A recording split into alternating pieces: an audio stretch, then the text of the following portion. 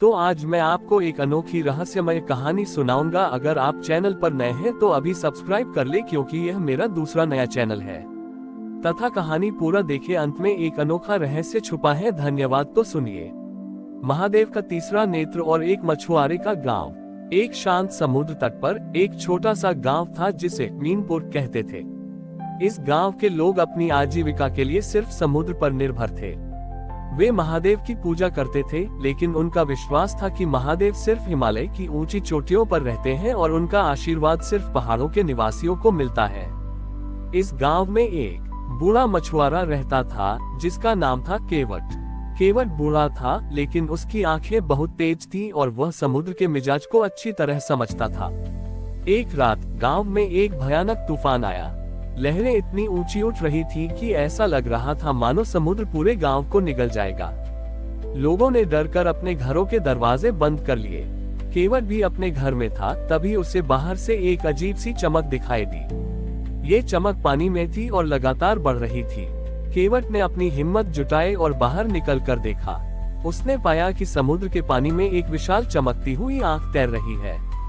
वह आंख न तो किसी जीव की थी और न ही किसी पत्थर की। उसमें एक अद्भुत तेज था जिसमें नीले और सुनहरे रंग की आभा थी। केवट ने महसूस किया कि यह महादेव के तीसरे नेत्र का अंश है। गांव के लोग डर गए। उन्होंने कहा, यह कोई अशुभ शक्ति है, इसे वापस समुद्र में फेंक दो, नहीं तो ये हमारा गांव नष्ट कर देगी। लेकिन केवट ने मना कर दिया। उसने कहा, यह विनाश नहीं बल्कि महादेव का आशीर्वाद है, हमें इसे समझना होगा। उसने धीरे धीरे उस आंख को पानी से निकाला और उसे एक पत्थर पर रख दिया। जैसे ही वह आंख पत्थर पर रखी गई, उसकी चमक थोड़ी कम हो गई, लेकिन उसका तेज बरकरार रहा। अगले दिन गांव के लोगों ने देखा कि जहां वह आंख रखी थी, वहां का पानी शांत और साफ हो गया था। तूफान के बाद अक्सर समुद्र की रेत में कीचड़ और बेकार चीजें आ जाती थीं, लेकिन इस बार पानी बिल्कुल साफ था और मछलियां आसानी से दिखाई दे रही थीं। केवट ने उस चमकती हुई आंख को एक ऊंचे स्थान पर स्थापित कर दिया और लोगों से कहा कि यह आंख हमें सिर्फ रास्ता नहीं दिखाती, बल्कि हमारी अंदर की सच्चाई भी दिखाती है। उसने कहा, ये नेत्र हमें ये बताता है कि असली शक्ति बाहरी चीजों में नहीं, बल्कि हमारे अंतर्मन की ईमानदारी और मेहनत में है। केवट की बात सुनकर गांव वालों ने उस आंख को पूजना शुरू कर दिया। उन्होंने अपनी प्रार्थना में अब सिर्फ मछलियों की अच्छी पैदावार नहीं मांगी, बल्कि अपने अंदर की कमियों को दूर करने की शक्ति भी मांगी। उन्होंने देखा कि जब भी वे ईमानदारी से मेहनत करते तो उन्हें दोगुनी सफलता मिलती थी। एक बार एक दूसरा गांव जो मछली पकड़ने में मीनपुर से आगे था, इस चमकती हुई आंख को चुराने आया।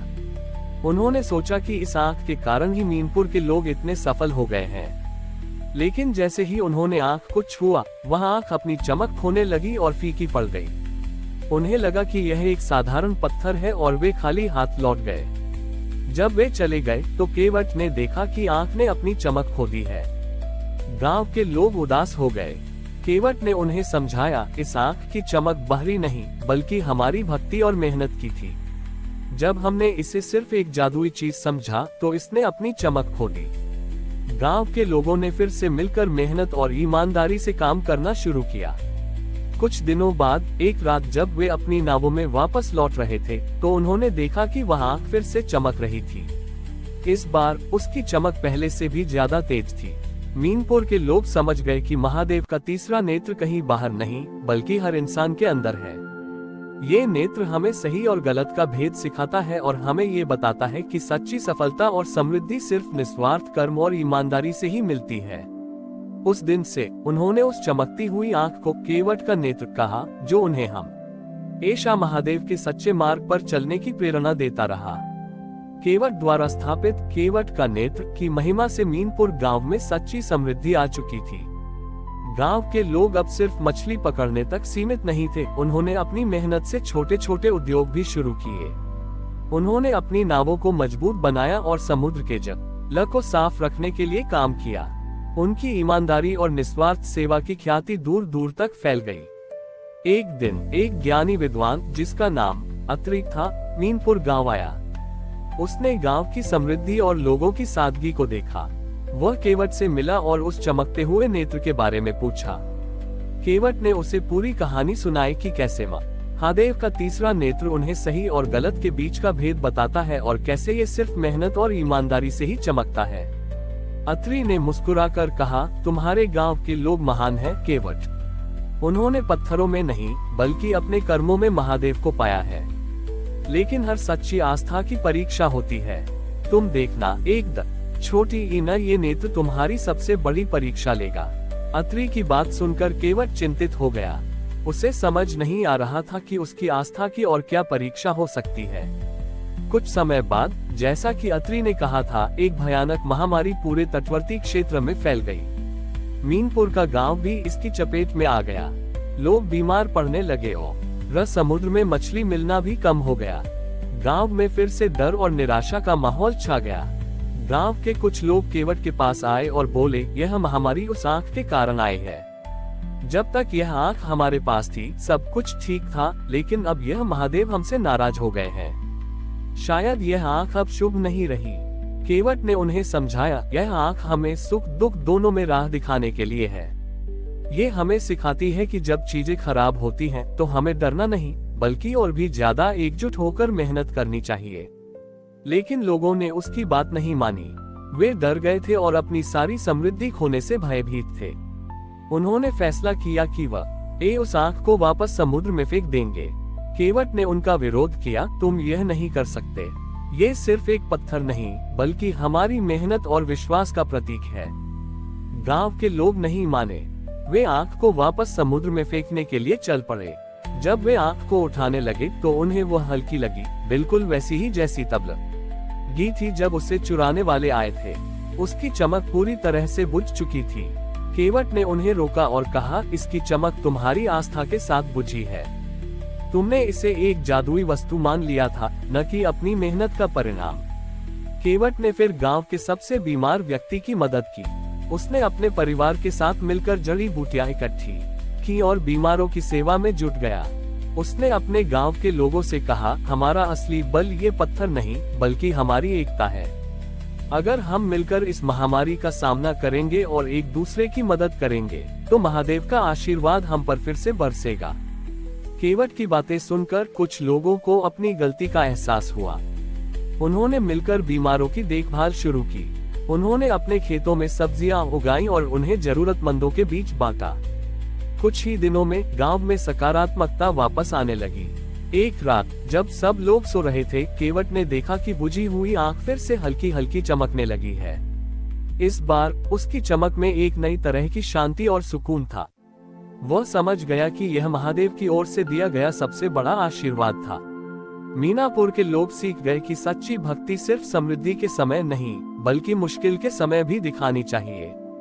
केवट का नेत्र अब सिर्फ समृद्धि का प्रतीक नहीं बल्कि साहस, एकता और मानवता का प्रतीक बन गया था। और यह सबक हर उस इंसान के लिए था जो ये समझता था कि महादेव का आशीर्वाद सिर्फ चमत्कार में नहीं बल्कि सही कर्मों में बसता है। महामारी के बाद मीनपुर गांव ने एक नई सुबह देखी।